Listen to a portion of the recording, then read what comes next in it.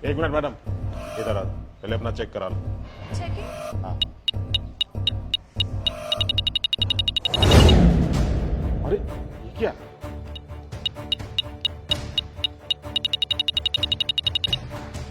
एक मिनट, आप ऊपर से फ्लैट से कुछ चोरी करके जा रहे हो ना? अरे नहीं नहीं भाई साहब, मैं क्या चोरी करके ले जाऊंगी और क्यों ले जाऊंगी? आपको कोई गलतफहमी हुई है। देखिए, गलतफहमी मुझे हो सकती है, लेकिन इस मेटल डिटेक्टर को नहीं। और इसने यहाँ पे डिटेक्ट किया है कि आपके पेट में कुछ मेटल है। अरे मेरे पास कुछ नहीं है, आप भूल गए क्या? पिछले 10 साल से काम करती हूँ मैं यहाँ पर, आज तक एक भी कंप्लेंट नहीं आई। और भला मैं क्यों चोरी करूंगी? जिस थाली में खाऊं उसमें क्यों थूकूंगी मैं?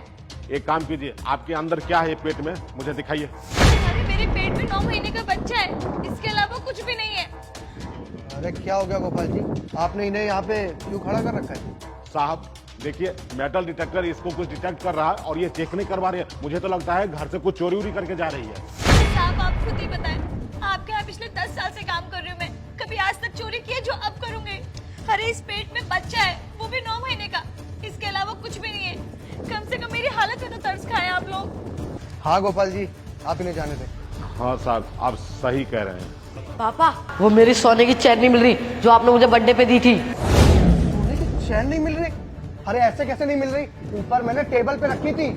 अरे टेबल पे होती तो मिलती ना। यार, सोने की चैन कहाँ चली गई अचानक से? शांता, तुम काम कर रहे हो? तुमने देखा है क्या? नहीं नहीं सर, मैंने तो सफाई करा था तो नीचे लगाया साहब, नीचे पोछा लगाया और फिर वापस वहीं रख दिया था। अरे यार, फिर चैन कहाँ चली गई? सर, मैं बताता हूँ आपकी सोने की चैन कहाँ है। आपकी सोने की चैन किसी और ने नहीं बल्कि आप ही की नौकरानी ने चुराई है। अरे ये क्या बकवास कर रहे हो तुम जानते भी हो ये मेरे यहाँ पे कितने सालों से काम कर रही है? पूरे 10 सालों से। भला ये ऐसे काम क्यों करेगी? आज तक इसने मेरे यहाँ से एक तिनका तक नहीं उठाया। मुझे पता था साहब, आपको मेरी बात पे विश्वास नहीं होगा, इसलिए आपकी नौकरानी की सच्चाई मैं आपको बताता हूँ। अरे ये क्या, ये तो आर्यन की नौकरानी है। बात क्या कर रही है फोन पे? हाँ सुनो, मैं ना आज अपने पेट में गुब्बारा लगा लूंगी। अरे नकली प्रेग्नेंट बनूंगी मैं, और फिर ना उसमें सोने की चेन डाल लूंगी और फिर वो ले आऊंगी। हाँ तुम टेंशन मत लो, ठीक है?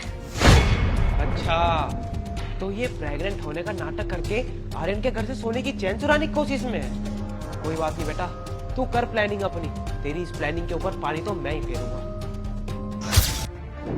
कि तुम चोरी करोगी? अरे जहाँ पे तुम इतने सालों से काम कर रही थी वहां पे तुम्हें चोरी करने की क्या जरूरत पड़ गई थी? अब ये मुंह लटकाई खड़ी रहोगी या फिर वो चैन मेरे हवाले करोगी?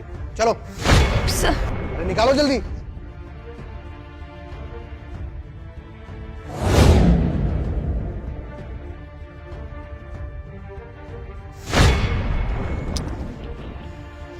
ओ अरे देखा साहब, मैं बोल रहा था ना कि कुछ ना कुछ चुरा के ले जा रही। और देखिए, सोने का चैन निकला इसके पेट से। तो तुम किस तरीके से चोरी करती हो? हाँ, मेरे यहाँ से ये सोने की चैन उठाने के लिए तुमने प्रेगनेंसी का नाटक रच लिया। बताओ ये सब क्यों किया? बोलो। साहब प्लीज मुझे माफ कर दो। वो क्या है ना, मेरा भाई काफी दिनों से बीमार है, उसके इलाज के लिए मेरे पास पैसे नहीं थे, तो मेरे को कुछ समझ नहीं आया। जो मुझे ठीक लगा मैंने वही कर दिया साहब। मैं आपसे माफी मांगती हूँ, मैं दोबारा ऐसा कभी नहीं करूंगी साहब, प्लीज मुझे माफ कर दें। अरे शांता, अगर तुम्हारा भाई बीमार था तो मैंने आज तक तुम्हें कभी पैसे देने के लिए मना किया है क्या?